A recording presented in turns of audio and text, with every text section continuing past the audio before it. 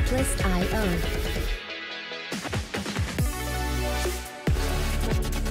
Hello everyone, and welcome to the latest episode of You Deserve Fresh Lettuce. I am your co-host Rachel. And I'm Delia. And in this episode we're going to be talking about women that hunt. Huntresses. And we're not talking about hunting like deer. We're talking about hunting men. Man eaters. All right. But don't forget to subscribe, follow, listen. We are on all social media platforms, podcast platforms too, which are... all the podcast platforms, including Alexa, but follow us on social media at YDFL Podcast. And again, you can watch every episode on Spotify, Tuesdays on YouTube. Like, listen, subscribe, share with 3 friends. Yes. We are drinking Tavi Tequila today. It is delicious. You should try it. It is super yummy. Okay, so let's talk about huntresses, because we talk about this. This is like everyday girl talk. We're working.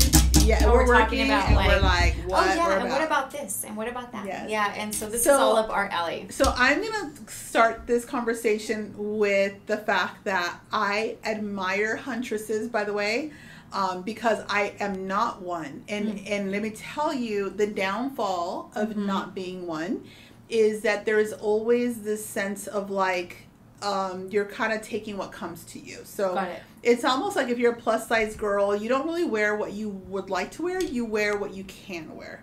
And so Depends on who you talk to, though. Okay, Lizzo, if you're watching the show. I'm just saying, okay, and you're not a huntress. We're going to get you a bow and arrow. But Don't worry, we got you, boo-boo bear. So I've been surrounded by women who are huntress. They spot a man and instantly they know they're going to position themselves in a way. They're going to talk a certain way. They're going to dress a certain way. They're going to do all these things to get his attention. I personally have never had that. And so I'm very fascinated by it, by seeing them move. Yes. It's like, very fascinating to me because men see their prey. Men are easily excitable creatures. They almost always fall. So I am of the school of thought that if there is a certain type of guy you want, it's just whoever's in front of them is going to get him.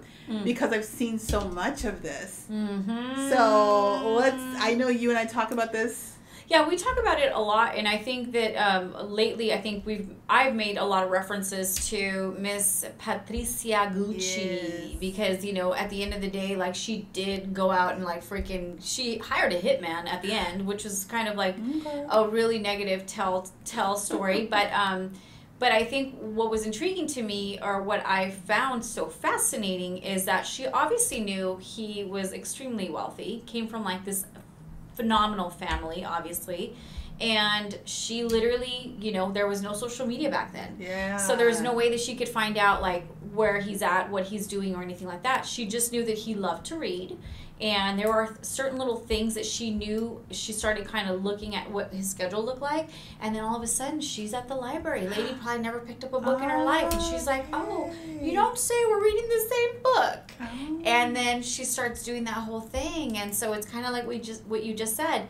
Men will kind of be attracted to what's in front of them. And so this man was very reserved, very quiet, you know, kind of nerdy, and here comes this lady, and she swoops up. She becomes Miss Gucci. And so this is like a story, in my opinion, of like a woman that sees what she wants and is not going to take no for an answer. Now, in her own right, her family had money, but not Gucci money. Right. You know, so she was just trying to, you know, she was social climbing. She was social climbing. Upgrade. You know, I think that there's a lot of times and instances where I wish that I had that more, that I was more astute. Like, I always have this joke around here that my vision's really bad. So I say, I think I'm single because I can't see. So I'm not making like the eye contact. And so like the flirting's out the door. Like, I treat everybody the same. I'm like, oh yeah, okay, blah, blah, I'm silly. Yeah.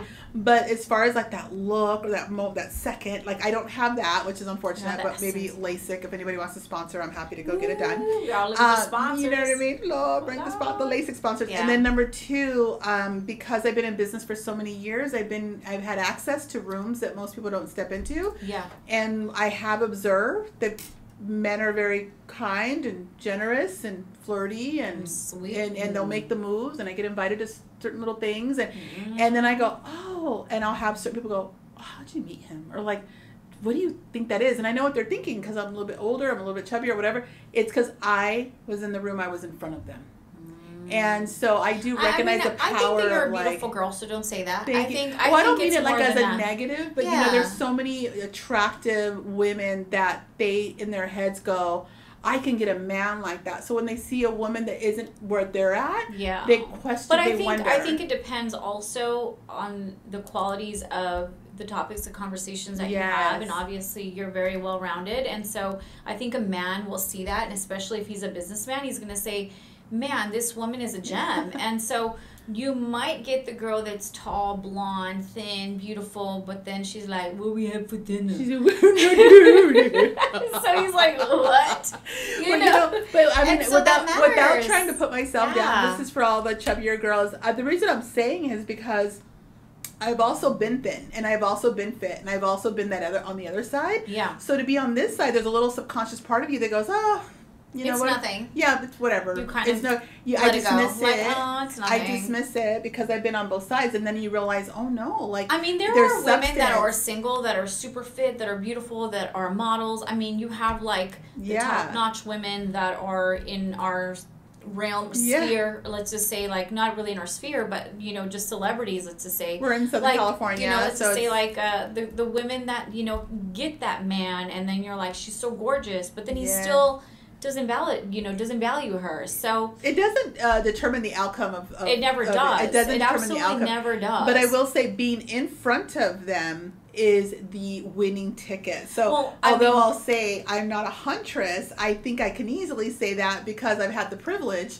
to be around them and be in the room. And then I go, okay, so if I wasn't in the type of business that I'm in, would I be in the room? Probably not. So what would I do? Now there's that woman who's more of the huntress, and she's more calculated that you described, right? What you would do is you would go to the country club. That's what I heard. I had heard. Okay. I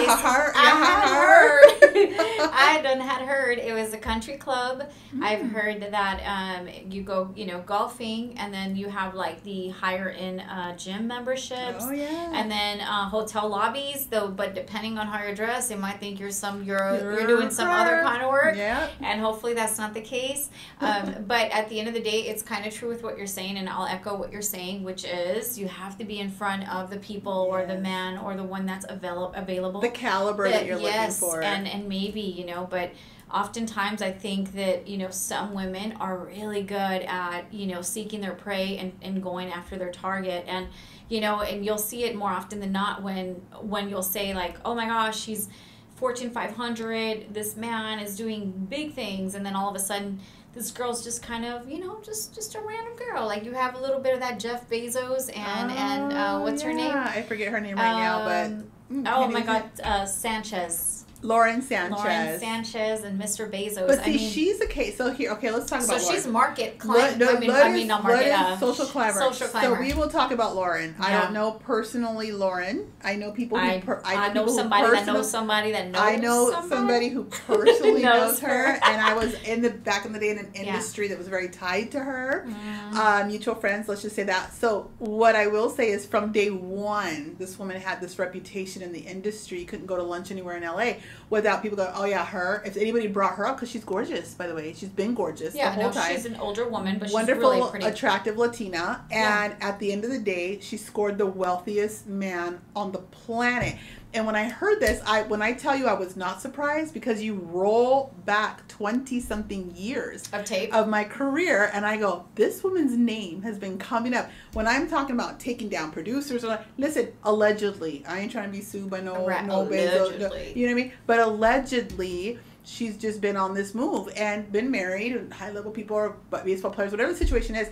But even aside from what you see, there's other things, and it becomes this whole thing where you go, what is she doing, and how far is she going to go? I think that we probably can't see what she's doing because she's doing other things that we can't see. There's probably not. Like, hey, Lauren, if you're seeing this, what's the playbook, girl? What's the playbook? Like, write a book. Let us know. What are the pointers? Like, what exactly? Put us on. What are you doing? Because she went to the tippity top, and then we have a fun video on our Instagram where she's shaking hands with or whatever with Leonardo DiCaprio, and all of a sudden you see the spots come out of like her moves, her cougarism, and it is like, okay, she's doing it. I think it's always, in my opinion, I think no matter what happens, how it happens, when it happens, it's always in the eyes, and it's always the look. It's that look someone gives you. That scar face, the eyes don't lie. Yeah, whether it's good or it's bad. If someone's mad at you, they will tell you with their eyes, and they always say, you know, the eyes are the windows to the soul, and that is very true. Like, if someone's not all there in the head, you see it in the eyes. And so I think it's that. So in other words, I need the LASIK so that I could avoid the crazies. I think we need to get you a sponsor.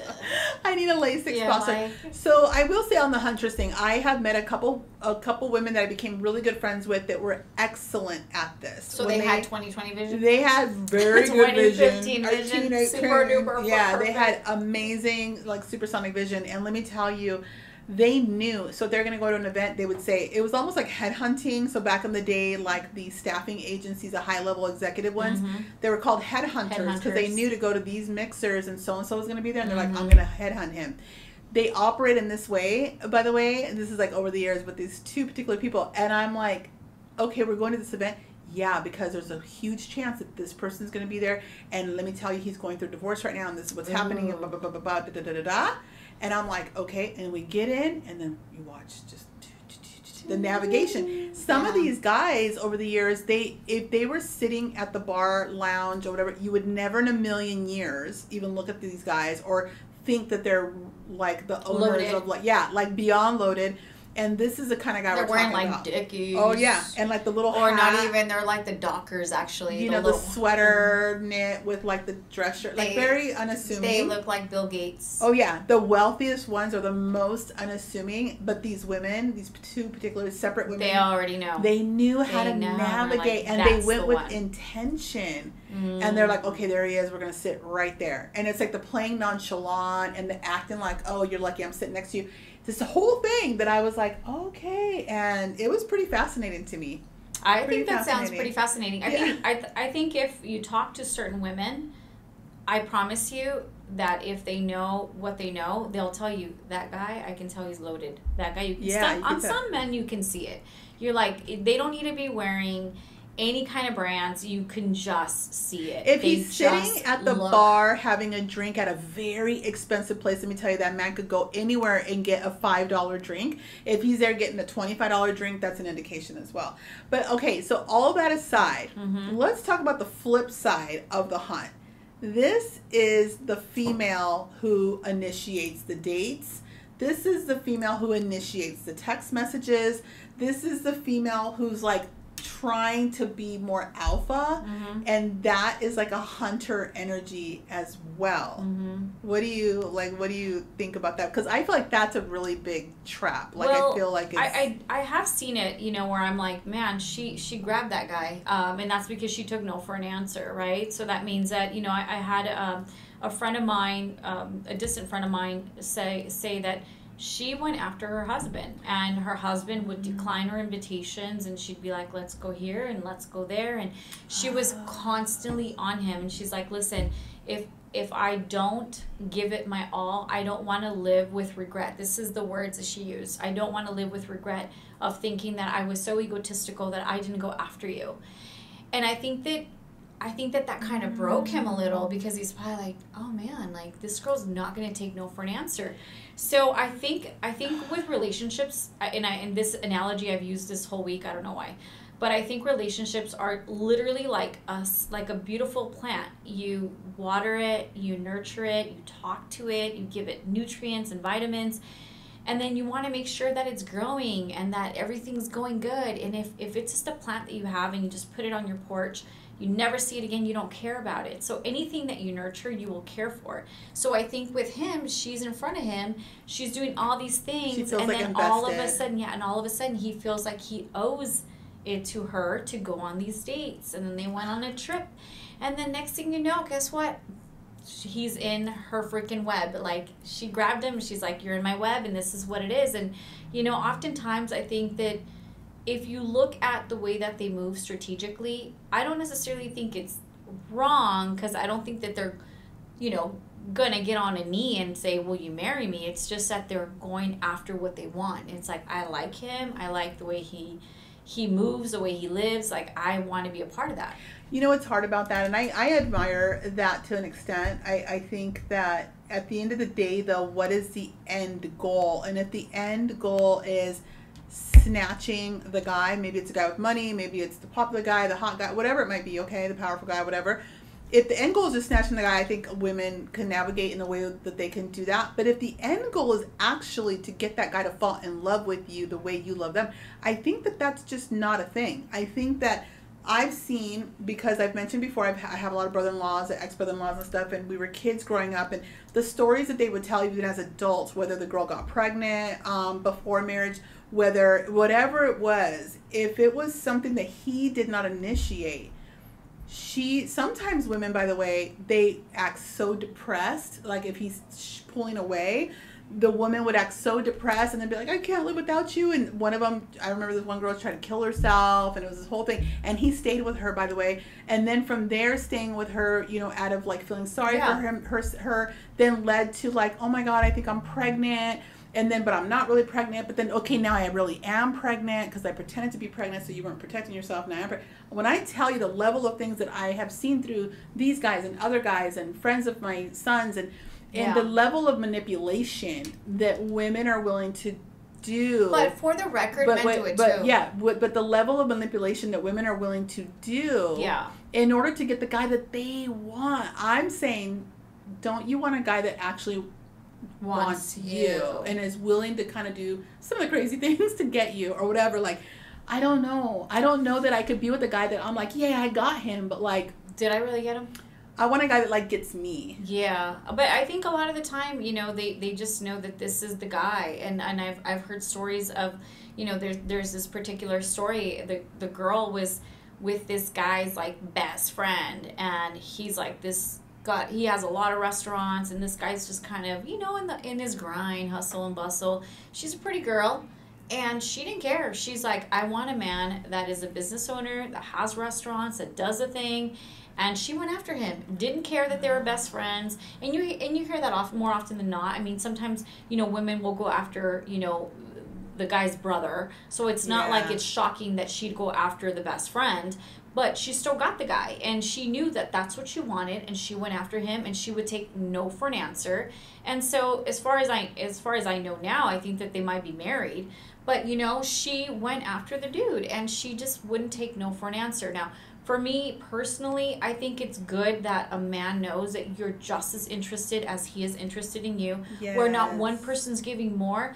I've been in situations where men are just as manipulative, by the way, as women can be. And, you know, I'm going to kill myself if you do X, Y, Z. And, you know, for a moment there, you might stay in the relationship because you feel like guilty you have to nurse him back to a place where he's not feeling that he has to take his life. And women do it, men do it too. But at the end of the day, I think that no one wants to feel like the playing ground is uneven. Like, everybody wants to feel like we're playing under even ground. You want to go out to dinner? Yes, I do. There's not an ulterior motive. Like, there's a reason why we're doing this. Eventually it would be nice to take this further, but for right now, this is what it is. But some women are like, I'm pregnant, so when are we getting married? On period. Like, let's get this done. That is just what it is. And there's nothing worse than trapping a man that way. Oh, and you know, I have seen relationships like that where they went out of their way to get pregnant by this particular guy. You know, it's different if you're actually in the relationship and you happen to get pregnant and the guy goes, let's get married. But, you know, I think if the intent is, I gotta lock this dude down because we hooked up, but it seems like he's not really like in it. So I gotta lock him down. Okay, so they go through that whole thing, and I know several women that are in this situation, and they're living well. But when I tell you that there's still something missing, there's still something more they want from the man because they're it's like what do they say? You can't get blood from a turnip. There's a saying, right? And so they're still wanting all the nice things, the romantic things, the loving things, and the guy, and she's upset. Let's just say. Because, okay, well, Valentine's came and I didn't get, or this happened and I didn't get, or, oh my God, so-and-so and he didn't do it. You know, whatever those things are as women, because, you know, we want things. The guy's like, oh, she's complaining again. Oh, I gotta go get her this. Because how is it natural if you forced that relationship to come to be? And at the end of the day, like, it's like you want him to want to do it. You don't want to have to tell him to do it. Like, you want him to be like... Isn't it funny as women how if we get frustrated enough that they're not doing the thing, and then we bring it up, and then they do it. We're like, no, we don't want to do it. No, we don't want it. If you didn't do it before, I don't want it. Like it's all or nothing. And we're so confusing too, though. By the way, we are so freaking batshit crazy sometimes. Yes. Because it's like you never give me flowers, and it's all of a sudden he brings the flowers, and you're like, oh, yes. Not that. You know. I think at the end of the day, you just got to be gracious. And, you know, if you're going to hunt, you know, understand that it could backfire. It just depends on your intention. Everything is with whatever your intention is. If you are intending to hunt a man based on his money, karmatically, at the end, it may not turn out right. Okay? Do things because they feel right. Because you feel that, hey, you know what? Him and I, we have great synergy. Yeah. We actually love partner. I love spending time with him. We have great conversation. We go to dinner. We laugh because life is that sometimes. Yes. Just laughing and just enjoying and making fun and just living. And if you can't have that and you're just maybe changing your personality to kind of go and have him like you, but then in a year you're gonna be like a freaking scorpion, like psh, okay. So I gave someone recently this advice. I basically said, I gave somebody this advice. I said, the reason that you end up so frustrated after like 6 months or a year with these people, you're going through people, is because you're pretending to be something different in the beginning. Right. So you're coming at them from one personality type that attracts people that match that personality type. They're like, wow. But then you go in and then they're like, and then you flip to your real like this self. Rachel, it's like she's a vegan and she's like, I love steak. Steak is yummy. Yeah. And then she's a vegan. And then it's like tofu. And then at the end she's like, I don't like steak. It's like, but you ate steak for like the last year and a half. Yeah. Like, what in the heavenly father? Like, what? And a lot of the times that's what happens. Like, women and men will shift on you too, though, by the way. They both shift, and then it's like chaos. Yeah, nobody knows each other. The guy freaking always dressed up with a collared shirt, and all of a sudden he's like, I wear sweat all the time. Overalls and you're like, and boots. when did this, and you're not used to that. So, just be real, be authentic to yourself as much as possible. And if you're gonna hunt, just know karmatically it can come back to bite you in the what. Or if you're gonna hunt to increase the quality of the lions in front of you, do so. But if the lion is a lazy lion and he's just not putting the effort, he's just not that into take the freaking signal and move on. Just move on. But whatever. Who am I to say, man? Who am I to say? We're still single and it's all right. So cheers. See you next week. See you next week. Cheers.